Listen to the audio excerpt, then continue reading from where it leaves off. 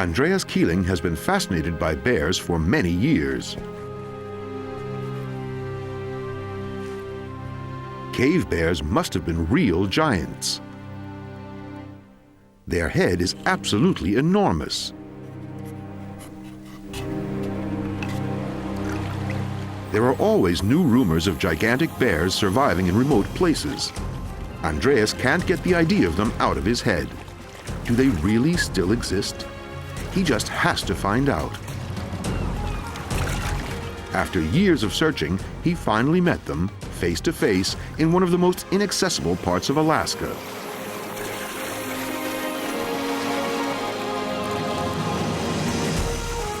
He found that they really do still exist. And his reward was the best pictures he has ever taken.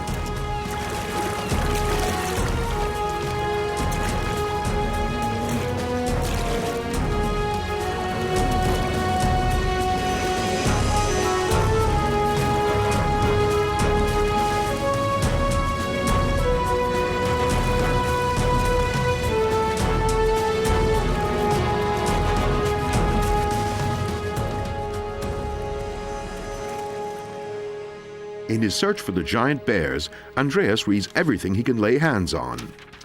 One day he comes across the headline, "Giant Grizzly Skeleton Found on Aleutian Islands." This reminds him of a discovery he had made years before with his Indian friend Greg. In an abandoned trapper's hut, they found old photos showing bear skins of an incredible size. At the time, for them, this was real evidence that these giants still exist. Some weeks later, he is in Alaska again. Together with Greg, he wants to find out how much truth there actually is in these stories of giant bears. They begin their search in central Alaska, an area which Greg knows well, where they are almost certain to run into grizzlies. Wow, look at the great view. Isn't this fantastic? You see the caribou? Yeah. But first, something else. They find a caribou in a wide riverbed, cornered by wolves.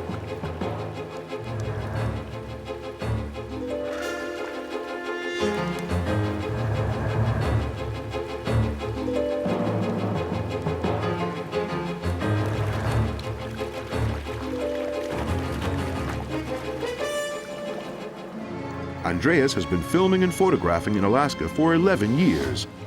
But in all that time, he has never seen the climax of a hunt. The animals in this huge country are relatively few and far between, so the chance doesn't often arise.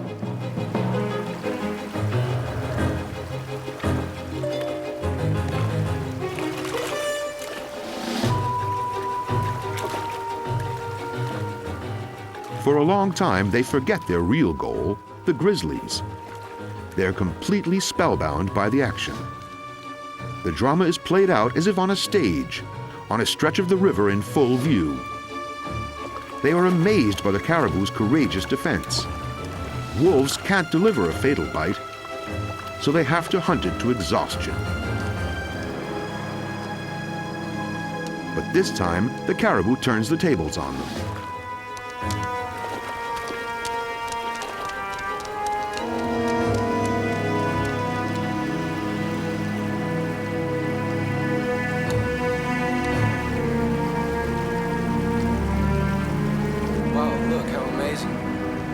Gave up on the caribou.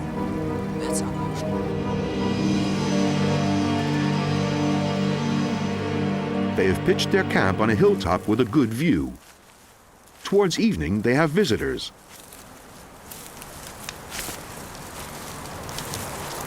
Hey. Glad to meet you. You been out here long? Yeah, we got here yesterday. We were looking for grizzly bears. Yeah, just over the hill there. About 2 days. Right down here in a den, just over the ridge there. The tracks. Like that. The trapper told them that he had seen a young grizzly running pretty fast across the river. The wolves had pulled down a sick elk there, and the bear obviously wanted to take over their kill. The trapper said he had never seen the like.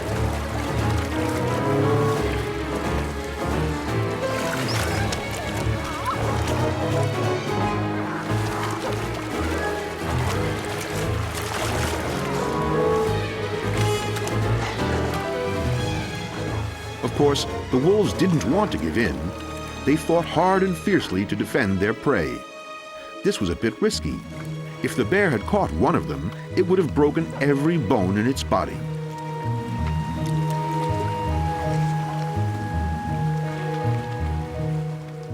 The bear was still pretty young and inexperienced. This wouldn't have happened with an adult. It was incredible. The trapper could hardly believe what he was seeing.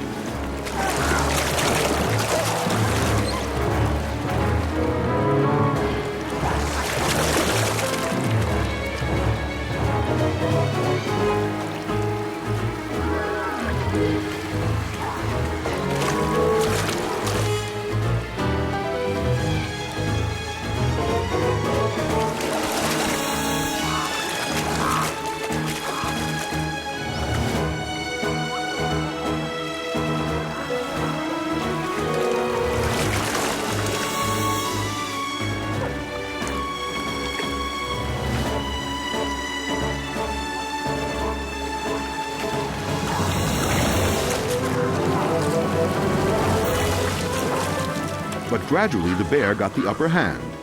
Probably most of the wolves had already eaten their fill and were gradually quitting the fight.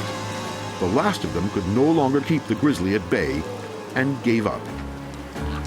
The young bear had to fight hard, even for the leftover bones. There is not much to offer for grizzlies in central Alaska. In the weeks that Greg and Andreas are there, they don't find any particularly big specimens.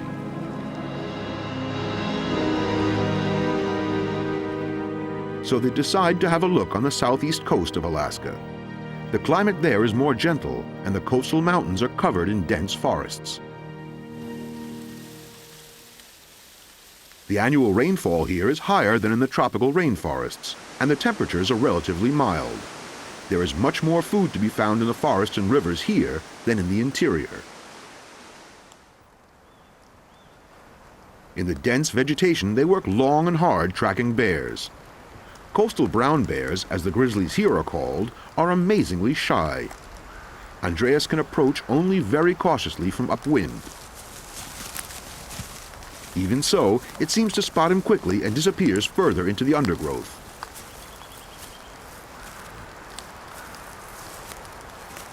It is far from easy to follow the brown bear in the gloomy primeval forest.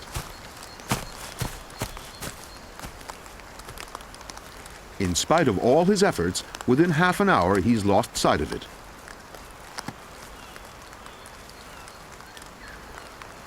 Greg has better luck. On the bank he has spotted a black bear eating something. Greg wants to find out what it has caught and creeps up cautiously.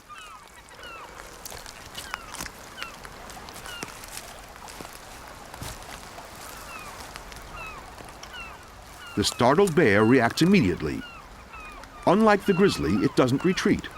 Instead, it looks for safety up a tree. This is typical of black bears because grizzlies, their only enemies, can't climb.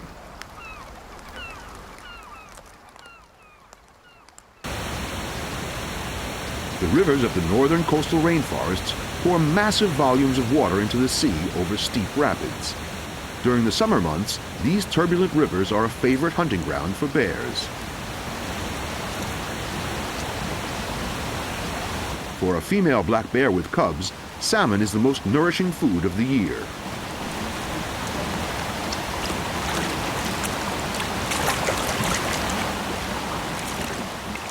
When the huge shoals come up the river, the bears are very choosy. This one throws 2 salmon back.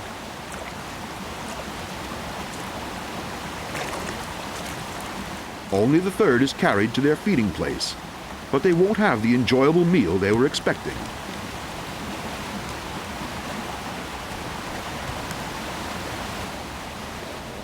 The mother bear, so close to her cubs, does not by any means want company.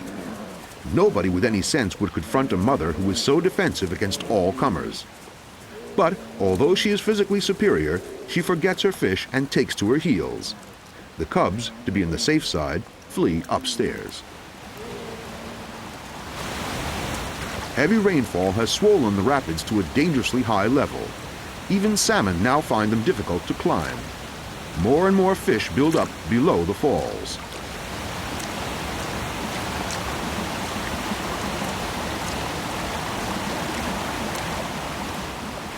The fierce current also makes it harder for the black bears to catch their prey.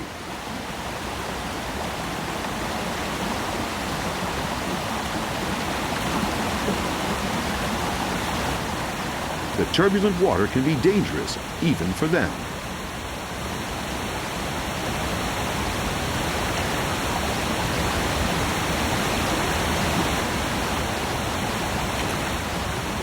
The cubs no longer dare to go close to the waterfall, but their mother can still supply them with food.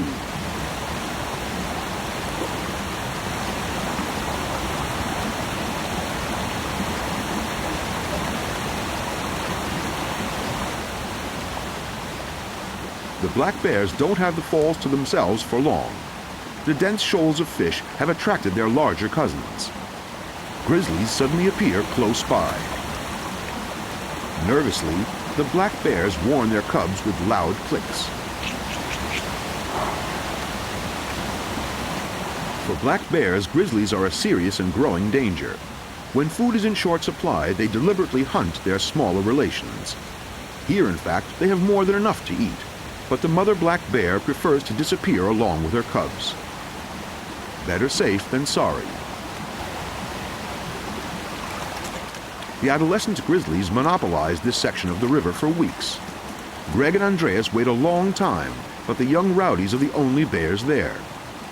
Here, too, they find no giants.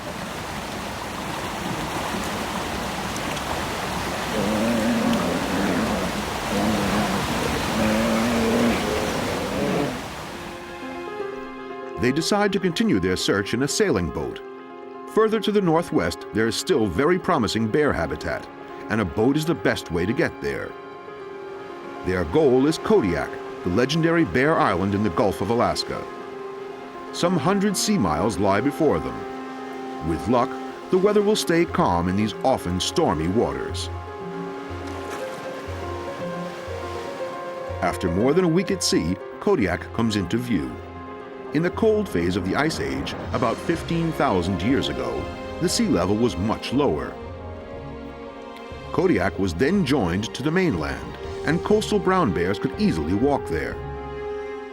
Isolated on the island, the subspecies of Kodiak bears evolved. The Green Island, where there is plenty of rainfall but little snow, doesn't make for an easy landing.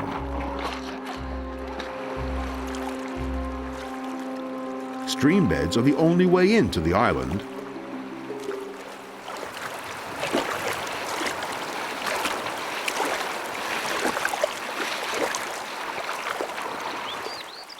Almost impenetrable alder thickets as far as the eye can see. And constant rain. Searching for bears is no easier here than in the rainforest on the mainland.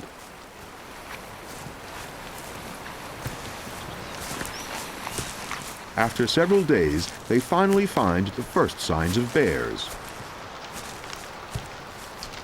This spruce has been marked by a brown bear and used as a scratching post. At any rate, the tufts of hair hanging at an impressive height show that this was not a small bear. It is clear that here in the undergrowth, they are hardly likely to bump into a bear. All the same, they search the places where bears could now most probably expect to find food, the lakes and streams.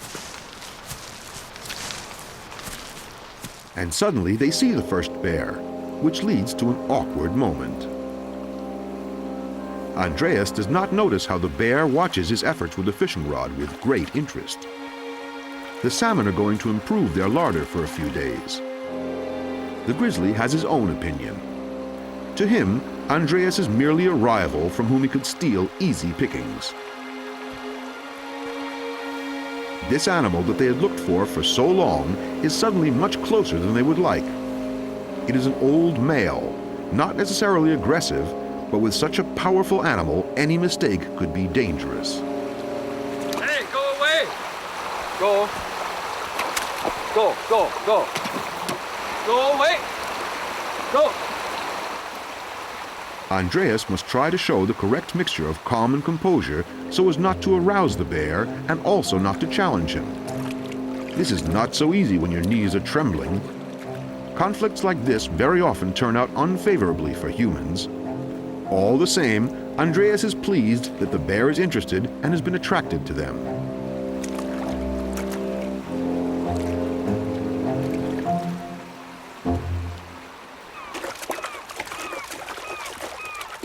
And now they have found it, the best feeding place for bears for miles around. A shallow fjord is absolutely swarming with them.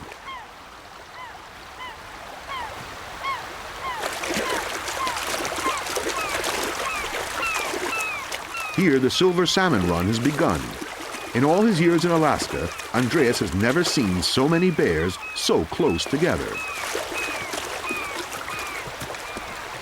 In fact, bears are loners, and the presence of so many of their kind leads to a number of small quarrels. But generally speaking, grizzlies are peaceful animals. Conditions are ideal for bears in the Kodiak Islands. An amazing number of mother bears here have 3 or 4 cubs following them. In the cold parts of Alaska, by contrast, they have at most 2 cubs.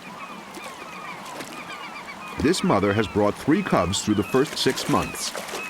That is a heavy burden for a female because the youngsters depend on her completely for a whole year. To Andreas' surprise, the cubs eagerly try their hand at fishing. Obviously, they are imitating their mother.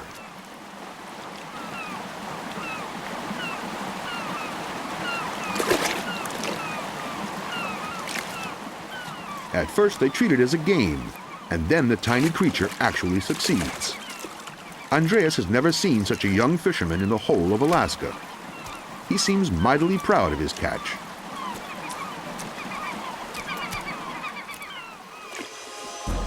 In the shallow water, salmon fishing is child's play, but some of the juveniles are still very clumsy at it.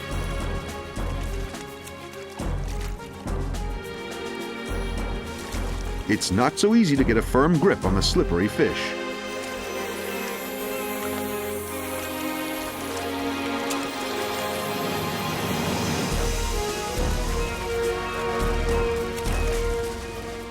Little by little, the bears come to within a few meters of Andreas and Greg. The bears take no notice of them because they are finding plenty of food and the men are keeping very still. So the huge animals allow themselves to be filmed from really close up, completely uninhibited. For years, this has been no more than a dream to Andreas. Great shot.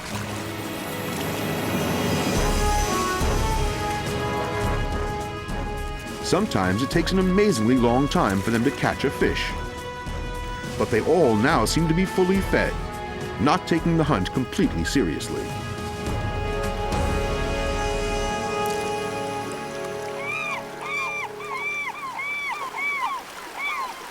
Wow, did you see that grizzly bear? That's pretty incredible.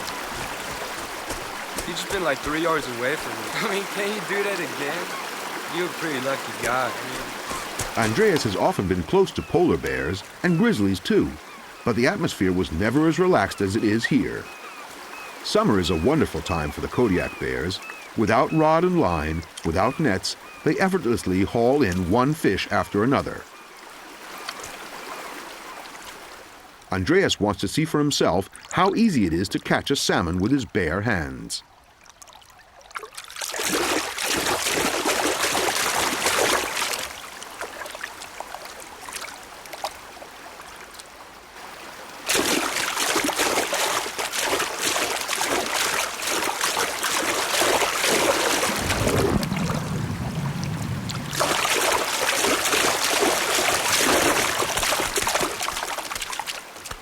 It's a tricky business, but as a sporting challenge, it can be fun.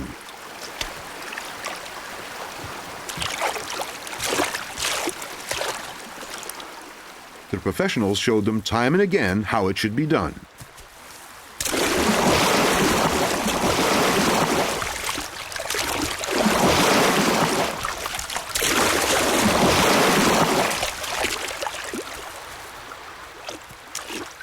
The good conditions on the islands have allowed the Kodiak grizzlies to become a particularly large and heavy subspecies of brown bear.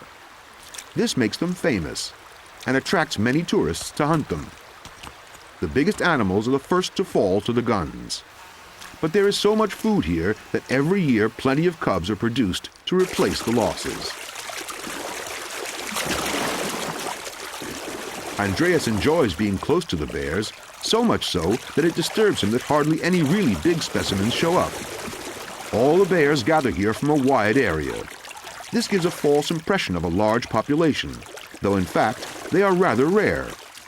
Each animal needs about 200 square kilometers of habitat, and when the salmon run ends, they will be widely dispersed.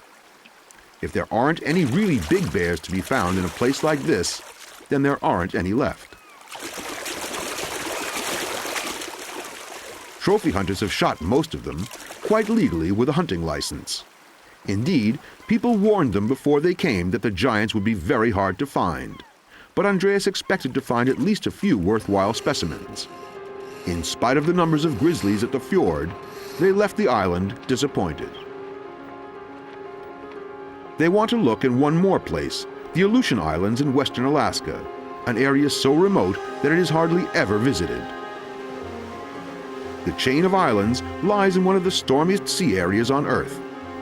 Enclosed to the north by the Bering Sea and to the south by the North Pacific, it is the foul-weather factory for the whole region. With their light sailing boat, they are not exactly well equipped for these waters. They will need a few reasonably calm days to make the trip. What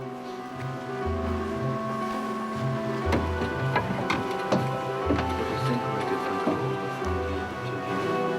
It's about 40 miles. Yeah, there's no rocks. Looks pretty good there. It's a good place to start. Sea currents of as much as 8 knots do not make navigation among the islands any easier. In their little boat, they feel like a plaything of the elements, and they are delighted to reach the shelter of the coast. Dominated by volcanoes, carved by glaciers, a wild mountain chain spreads before them. Frequent earthquakes often cause new reefs to be formed here, reefs that are not marked on any chart. Only a few fishermen occasionally stray into the area. A fox forms the welcoming committee. And immediately they see bears.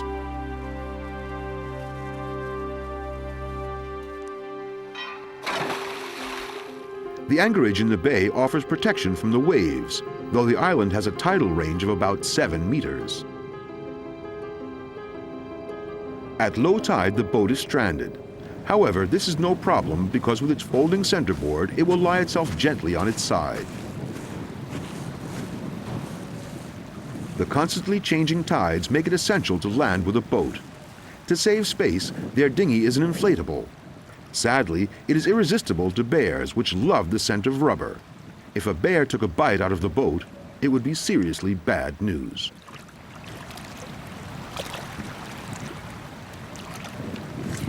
So they build a small frame out of driftwood on the bank where they can leave the canoe. It doesn't hang very high, but at least the bears won't be able to reach it.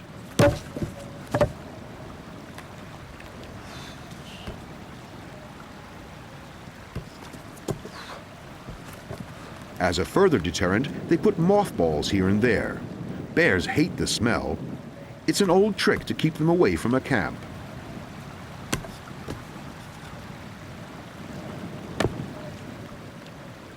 To their surprise, it seems not to work for foxes. They are actually attracted by the smell.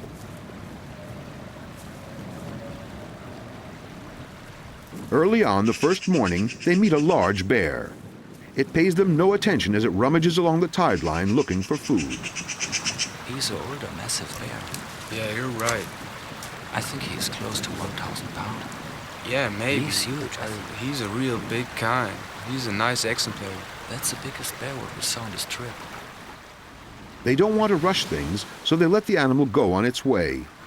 Sadly, after that it doesn't reappear. Andreas searches the beach all day for tracks until he finally finds something. An enormous animal must have passed this way. Even though tracks in sand can easily look bigger than they really are, this footprint was made by a giant bear. Giant footprint. They follow the trail until they lose it on rocky ground. When they see 2 bears in the distance on a seagrass meadow, they breathe a sigh of relief. though not because the bears are giants.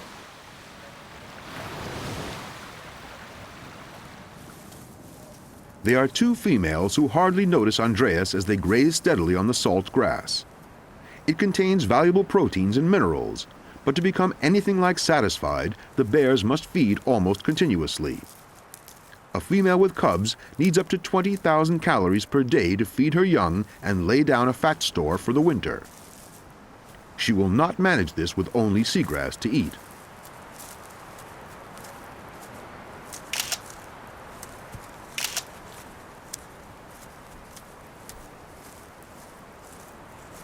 Once they have seen him without showing signs of annoyance, he can cautiously follow them. They have shown that they will tolerate him in their own way. But he shouldn't risk forcing it.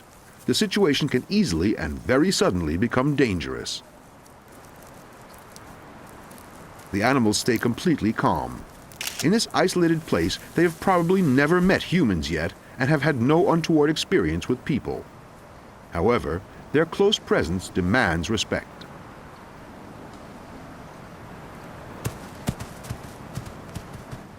When the first humans wandered through this area 15,000 years ago on their way to North America, they must have come across fearless bears like these. And they seem to have made a deep impression on the wanderers. Their huge strength made them almost impossible for Stone Age hunters to attack, which is why many tribes included them in their mythology as godlike creatures.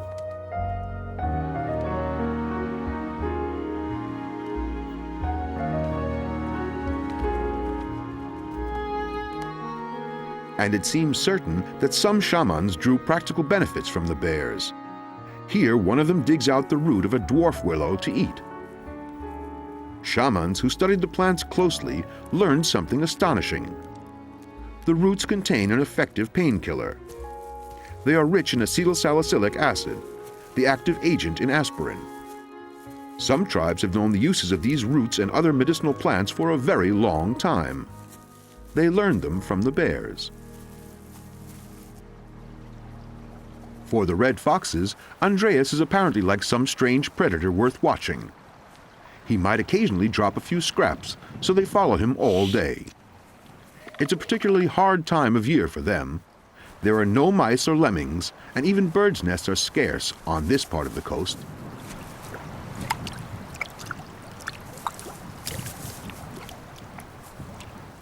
Small sticklebacks live in the brackish pools. Along with washed-up flotsam and jetsam, they are the fox's only source of food in this season. The foxes watch carefully to see how Andreas makes out as a fisherman.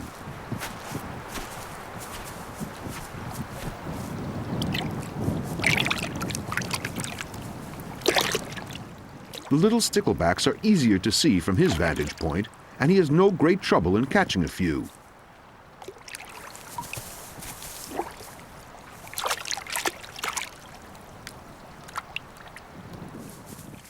The result is an immediate squabble between the foxes.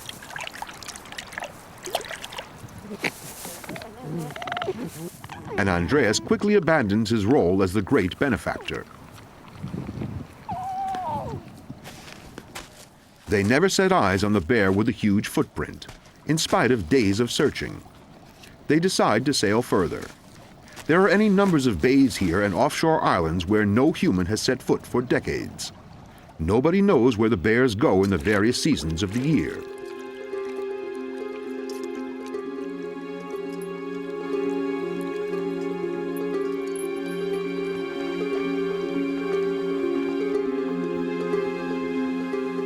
Years ago, a fisherman told Andreas about great coastal brown bears that swim from island to island to raid seabird nests.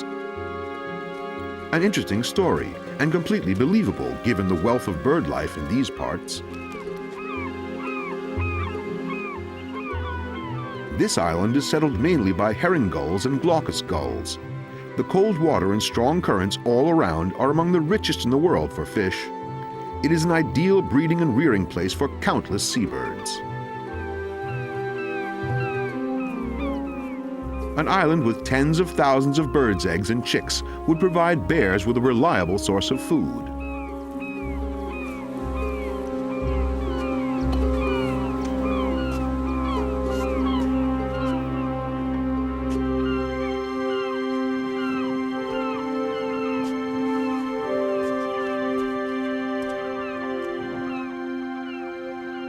But try as they might, they can find no sign of predators.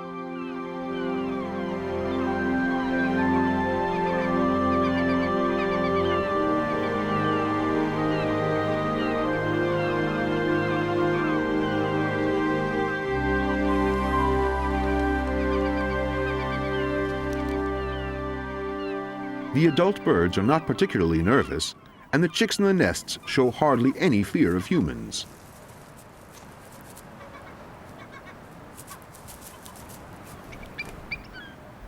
For a bald eagle, islands like this are a gold mine for a few weeks. They have built their eyrie on the highest cliff.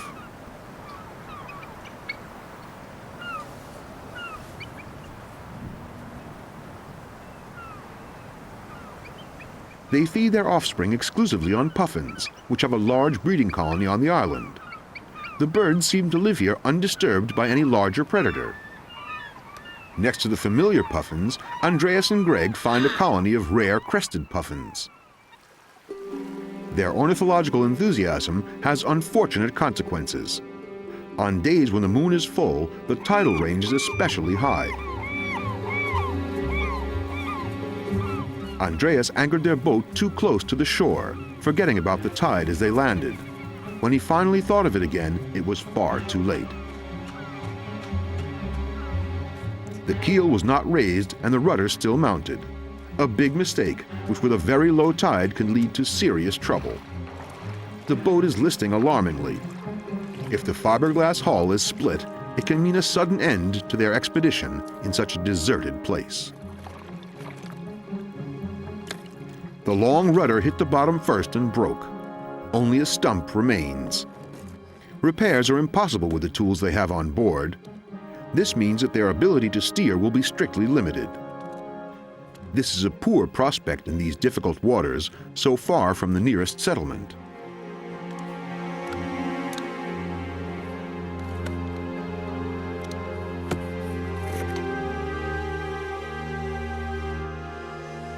But in the next bay, they forget such minor technical matters. The mudbanks are covered with bear prints. There are deep holes dug in the mud and huge numbers of mussel shells scattered everywhere.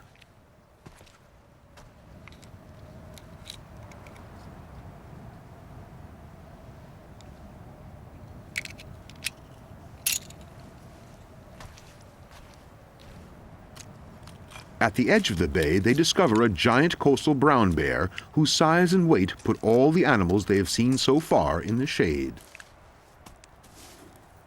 Finally, there it is, the giant grizzly for which they have been hunting for so long. A huge male, certainly more than 20 years old and weighing far more than 1,500 kilograms.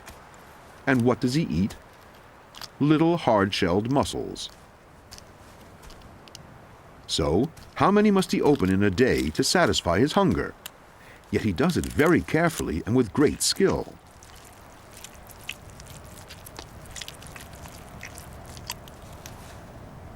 Towards the men he is hesitant, almost suspicious. But bears here were never systematically hunted. Here, undisturbed for centuries, they could grow into giants like this. All Andreas can do is to stay still and let the monster come towards him.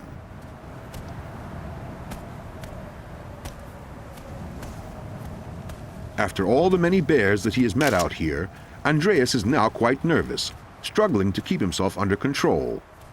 But the enormous animal is not especially interested in him. It has checked out his scent and now calmly devotes itself once more to the mussels. Elsewhere, salmon or rich pastures attract the bears, but here it is the mussel beds. At low tide, grizzlies are digging everywhere, satisfying their hunger with seafood. In these islands, the big salmon runs take place in late summer. Apart from grass and mussels, there is not much for bears to eat here during the warm months of the year, but they manage the best they can with what there is. It is an advantage to be equipped with all-purpose teeth and a strong stomach. True carnivores would go hungry here, and herbivores, on the other hand, couldn't do a thing with the seasonal supplies from the sea, such as fish and shellfish.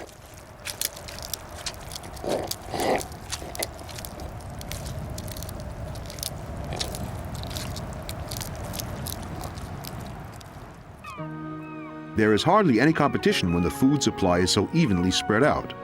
It's not worth squabbling over a few mussels. The mud bank is full of them. Week after week, the brown bears feed almost exclusively on mussels. Then some of the bears become restless. More and more of them leave the bay and wander inland over the mountain crests. Andreas and Greg have some hard days ahead of them because they have to haul their equipment a long way.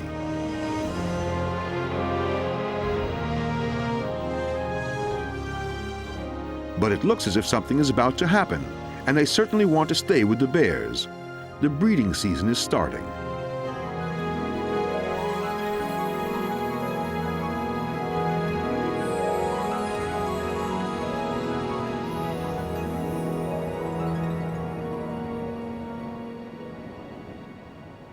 Beyond the mountain range, in a wide valley, they run into a large gathering of bears once again. The plains provide juicy pasture, which means good food. Places like this bring the loners together, as do other abundant feeding areas. And, in the season when there are plenty of receptive females about, feeding grounds become important places to get acquainted.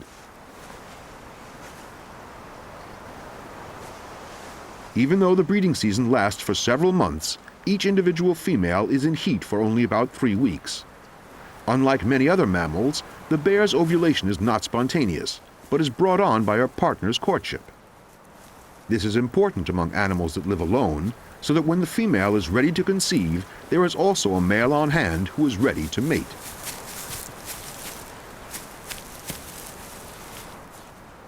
But because the females spend several years raising their young, only about a third of them are receptive in any one year, and they allow mating on only 3 or 4 days. This leads to fierce competition among the adult males.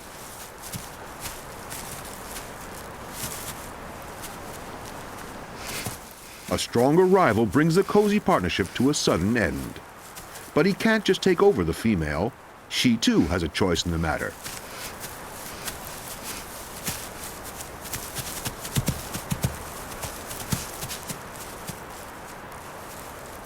He is left empty-handed when the pair moves on again.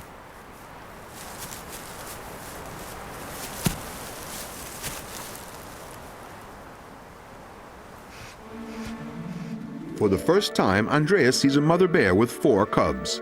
Until now, this was known only on Kodiak. But the Aleutian climate is just as kind, and the bears have plenty of food. Or at least in theory. In fact, the cubs don't look too well, and their mother also shows signs that hard work has taken its toll. It strikes Andreas once more how little the bears are actually studied here in the far west. These islands have practically never been visited by people, so long studies are hardly practicable. He feels privileged to be able to observe the great predators here in peace. Fully grown brown bears have no natural enemies. Their mortality rate is somewhat less than 5%. But for young animals, it is very different. A third of all cubs do not survive their first year, and about 1 in 5 die in their second. The next critical phase comes when they are driven away by their mother to become independent. About another third die as a result of this. Thus, their idyll is an illusion. Indeed, there are more bears here than in any other place he has visited, but every young bear that wants to settle here must drive out a dominant animal.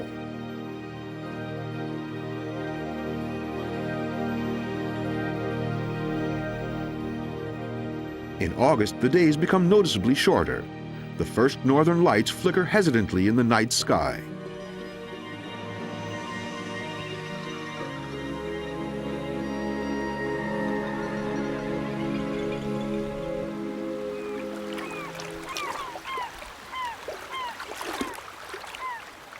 For the coastal bears, a time of plenty starts. Now in late summer, the first salmon run comes in to spawn. This has nothing in common with the well-known salmon migration which Andreas has seen so often at home in Europe.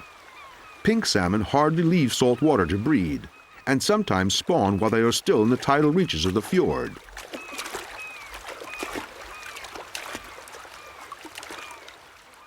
Here hardly any of the rivers reaches far inland, and there is no strong current for the salmon to overcome.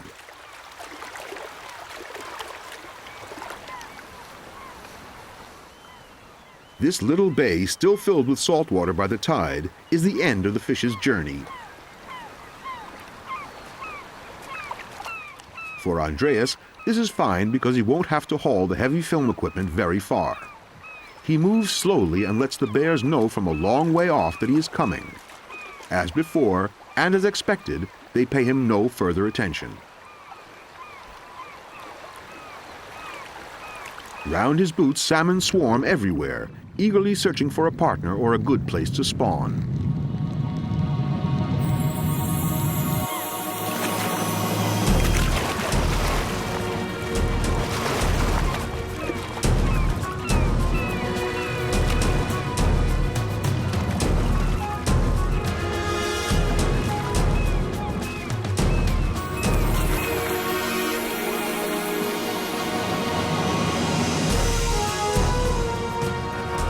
Andreas is overwhelmed by the sudden surge of life in what was such a quiet bay. It has always been his dream to film grizzlies against such a glorious backdrop.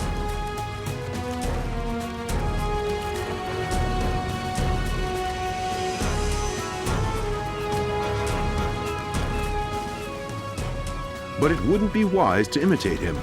Only someone who can safely predict the reactions of the bears should try to film them so free and unprotected.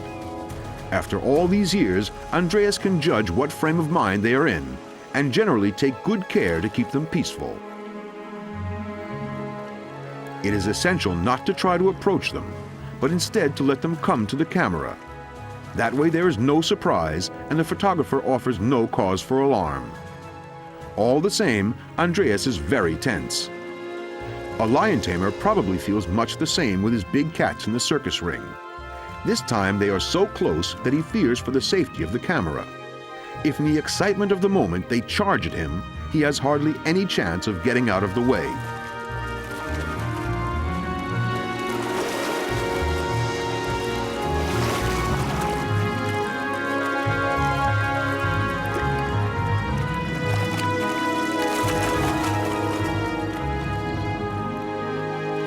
The salmon here are not restricted as they would be in a river, and in theory can easily escape the hunters. By far the most attacks are in the first days of the run, when the fish are not yet completely exhausted.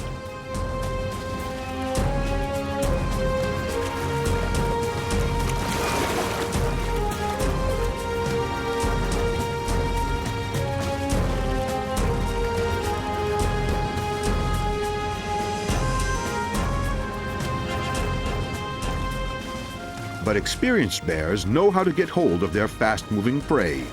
They drive them into shallow water near the bank, where they are stranded and can't escape.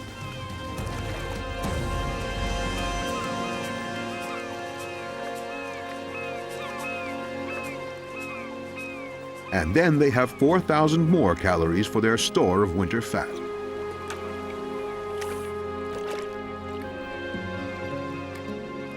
In the early afternoon, the bay gradually becomes quiet. Most of the bears have filled their bellies and retreated. Only a couple of adolescents still tussle in the water, but even they are full and lethargic. The mother can now provide her young with so much fat fish and milk that they put on several kilos in weight every week. At the age of 10 months, some bear cubs weigh up to 50 kilos.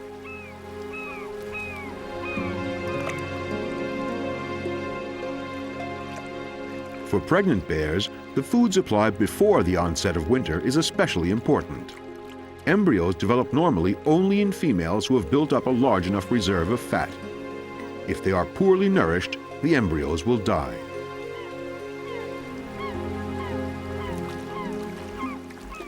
This is why females often fight for the best fishing places, even when there is an abundance of food.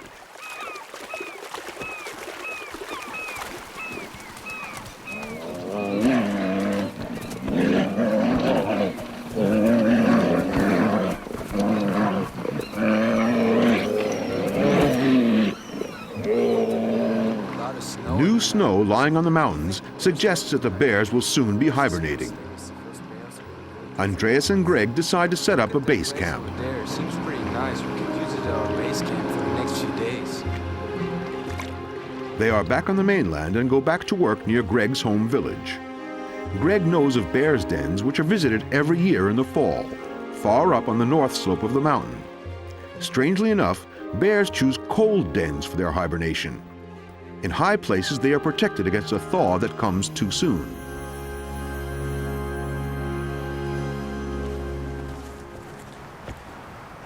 It's not the cold that bears hide from, but hunger. They hibernate because there's nothing to eat in the winter months. If they woke too early because of warm weather, they would have to go hungry for a long time. The dens are often amazingly small. Most of them are only a short passage and a chamber which is just big enough for the animal. In the northern part of their range, grizzlies spend as much as 60% of their life fast asleep in these little holes. This also seems to be the reason why bears are such different sizes. On Kodiak and the Aleutians, the climate is much milder than here on the mainland because they are surrounded by sea. Presumably, many bears on the Aleutians do not actually hibernate and can find enough food to remain active even in winter. Afterwards, they grow into the legendary giants. The expedition to the bear dens brings them back into the dry, cold climate of Alaska, where Andreas Keeling has lived for so long. While on the Aleutians, rain is still falling, and the bears have returned to eating mussels and grass after their feast of salmon, here it is icy cold with a thick covering of snow everywhere.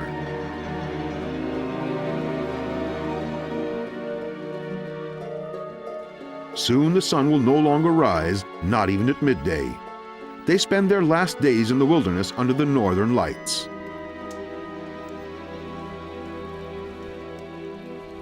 Andreas and Greg's search for the giant bears is over.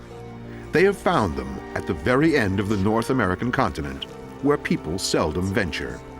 Oh, wow, what a great show. That's incredible. The most impressive thing about grizzlies is their calmness. The really big bears are not bloodthirsty monsters. Instead, they are relaxed, peaceable animals. They might make impressive trophies, but to shoot them takes no skill or courage. It's better to let them live on, undisturbed.